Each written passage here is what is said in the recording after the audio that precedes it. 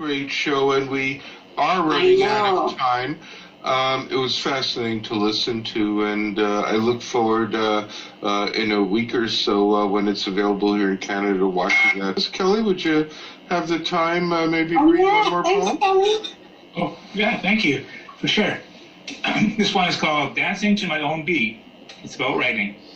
I listen for the echo, the echo, the echo. It comes from my empty mind. It rebounds to me. Things are so easy to find. I beat on my tin drum. A child has lent it to me just before he broke into laughter, as he told me just to be. Must include my muse, though I'm not scared if I do not, because things have been earned. Yes, these words have all been bought. Bought. Bought. Wow, Kelly. Thank you, Kelly, our resident poet, and he's been with us for a couple of years. Thank you all for being on the show. Yeah. Wonderful job. It was fun. Thank you, everyone. It was really fun.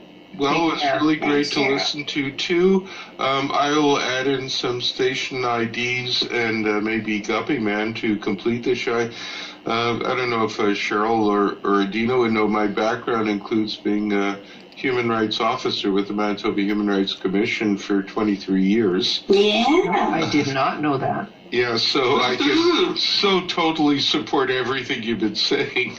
And my daughter April works for the city of Vancouver, and she started them having an anti-black racism initiative.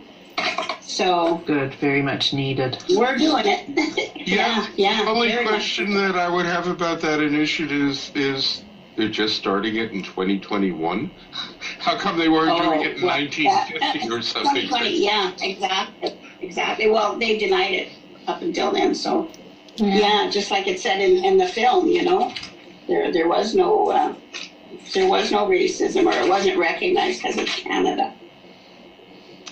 And now I'd like to read a story that I wrote, which I think totally fits in, at least to my mind, with the entire discussion that you have just heard with Ariadne, our co-host, and our guests. It's a really excellent discussion. By the way, if you heard occasional beeps like that in the background, there's just something on Zoom that I could not edit out during the discussion. Here's my story, Making Old Movies Marketable. The movie executives met in a panic. New films were an expensive, difficult gamble.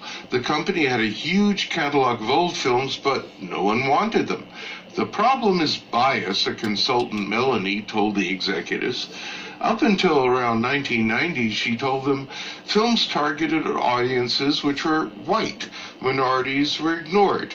However, yesterday's minority is today's majority. The paying audience today is white, black, Latino, Asian, and more. Melanie paused. The executives were all white men.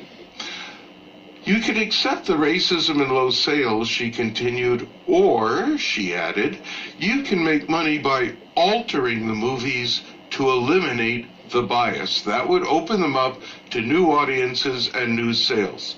And thus began the digital altering, the recolorization of old films. Stephen Fetchit and Willie Best, two black actors who had made a career out of being stereotypes, were digitally turned white. Their dialogue was redubbed. However, that was not enough. Now the cast were all white. White actors were digitally altered to be from other groups. Sherlock Holmes, for example, became Japanese. Also, almost all actors are able-bodied, so now some had disabilities. Some actors became gay, some non-binary. Most films had to be changed because the bias everywhere was so pervasive. The stories had to be altered.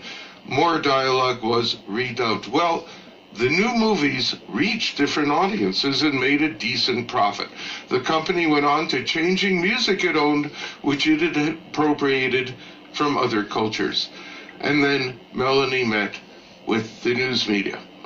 And that is my story of marketing old films. And now for Guppyman to end the show.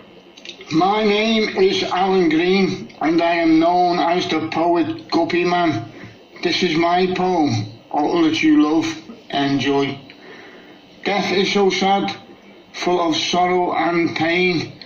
Peace for the dying, hurt for those who remain. We will meet once again in heaven up above. Life goes on, we know that it must.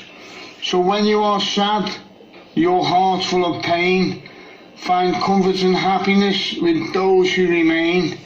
We will meet once again in heaven up above. All that you miss and all that you love. Thanks for listening, people. Love and peace to all. Ciao for now.